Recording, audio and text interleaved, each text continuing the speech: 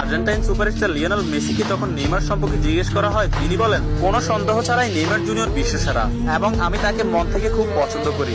এবং Argentine midfielder Rodrigo D পল বলেছেন, যারা নেইমার জুনিয়রকে ভালোবাসে না তারা ফুটবলই বোঝে না। ফ্রান্সের বিশ্বকাপ জয়ী কিলিয়ান এমবাপ্পে বলেছেন, নেইমার শুধু ফুটবলের রাজা নয়, মহারাজাও বটে। আর্জেন্টাইন গোলকিপার এমিলিয়ানো মার্টিনেজ বলেছেন, আমি নেইমার জুনিয়রের অনেক বড় ভক্ত। আর্জেন্টাইন বিশ্বকাপ জয়ী তারকা ডিয়েগো ম্যারাডোনা বলেছেন, আগামী 10 বছরে 10 জন মেসি আসবে, কিন্তু আগামী 10,000 বছরেও একজন নেইমার আসবে না। পোল্যান্ড ও বার্সেলোনা স্ট্রাইকার রবার্ট লেভানডস্কি বলেছেন, নেইমারের মতো ফুটবলার জন্ম নিতে হলে আপনাকে 100 বছর অপেক্ষা করতে হবে। তাছাড়া ইংল্যান্ডের প্রিন্স ডেভিড বেকহাম বলেছেন, আজ পর্যন্ত এমন কোন ফুটবলার আমি দেখিনি যার ভেতর নেইমারের মতো ফুটবল আইকিউ আছে, এবং ফুটবলের ক্ষেত্রে কেউই নেইমারের লেভেলের নয়, সে দুর্দান্ত।